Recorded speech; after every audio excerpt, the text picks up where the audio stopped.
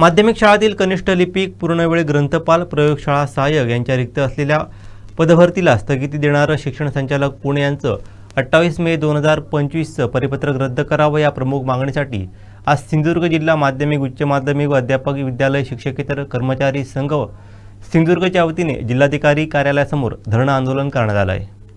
अंमलबजावणी झालीच पाहिजे। 4 एप्रिल 25च्या शासन निर्णयाची अंमलबजावणी झालीच पाहिजे। सिंधुदुर्ग जिल्हा शिक्षकेतर संघटनेचा जय हो। सिंधुदुर्ग जिल्हा शिक्षकेतर संघटनेचा जय हो। 28 मे चा जिहार रद्द झाला पाहिजे। 28 मे चा जिहार रद्द झाला पाहिजे। 28 मे 25 चा जिहार रद्द झाला पाहिजे। सिंधुदुर्ग जिल्हा शिक्षकेतर कर्मचारी संघाचा जय हो। सिंधुदुर्ग जिल्हा शिक्षकेतर कर्मचारी संघाचा जय हो।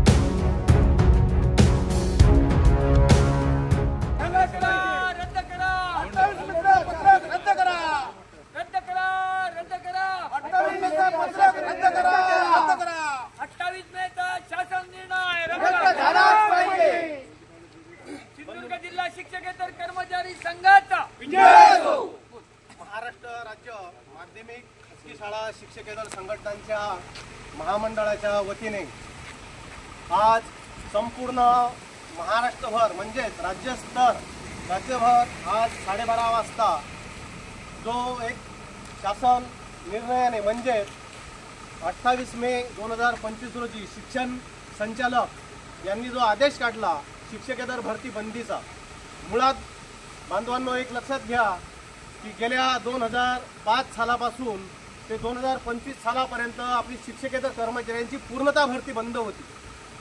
या संदर्भात वारंवार आमच्या राज्य महामंडळाने निवेदने देऊन, आंदोलने करून, भव्य मोर्चे काढून त्याला दाद मिळालेली नसताना उच्च न्यायालयामध्ये याचिका दाखल केली। त्या याचिकेसंदर्भात जो आपल्याला शासन निर्णय लागू झाला, एप्रिलमध्ये आपली शासनाने शिक्षकेतर भरती चालू केली, परंतु 28 मे रोजी शिक्षण संचालक यांनी सदर भरतीला स्थगिती दिलेली आहे। त्यामुळे शिक्षकेतर कर्मचाऱ्यांचा जो 20 वर्ष अन्याय करत आलेला आहे शासन, तोच अन्याय आज परत शासनाने आपल्यावर चालू केलेला आहे। ज्या अर्थी उच्च न्यायालयाने आदेश दिलेला आहे शिक्षकेतर कर्मचाऱ्यांची भरती सुरू करावी, शासनाने आदेश देऊन भरती चालू झालेली आहे, परंतु शिक्षण संचालकाने आपली मनमानी करून आपला स्वतःचा अधिकार वापरून पूर्णतः महाराष्ट्र राज्यामध्ये शिक्षकेतरांवर परत गंडांतर आणलेला आहे। आज प्रत्येक शाळेमध्ये जर आज विचार केला आपण तर महाराष्ट्र राज्यामध्ये 10 वर्षापूर्वी आपली 2.5 लाखाच्या बाहेर संख्या होती, सभासद संख्या होती। 65,000 फक्त शिक्षकेतर कर्मचारी राज्यामध्ये उरलेला आहोत। बऱ्याचशा ठिकाणी कर्मचारी सेवानिवृत्त झालेले आहेत, बऱ्याचशा ठिकाणी कर्मचारी कामाच्या ताणामुळे मृत्युमुखी पावलेले आहेत, परंतु शासनाने त्याची कुठेही दखल घेतलेली नाही आहे। आजपर्यंत आपण लोक सांगत होती की फक्त काँग्रेसचं सरकार आहे, त्यांनी हे बंद पाडलेलं आहे, परंतु भाजपकडे कर्मचाऱ्यांचा बघण्याचा दृष्टिकोन फार वेगळा होता की आज ना उद्या हे कर्मचाऱ्यांच्या बाजूला शासन असेल, परंतु या शासनाने सुद्धा त्या पूर्वीच्या शासनापेक्षाही अरेरावी करून पूर्णतः भरती बंद केलेली आहे। आज आमच्या शिक्षकेतर कर्मचाऱ्यांवर अतिरिक्त ताण पडत आहे। दिवसभर शाळेत काम करून सुद्धा कामं आटपत नाहीत। शासनाचा आदेश येतो की भरती चालू करा, कामं हे पाठवा ते पाठवा, GR येतो हे माहिती द्या। शाळेत कर्मचारी नसताना सुद्धा आज आम्हाला अहोरात्रपणे काम करावे लागत आहे।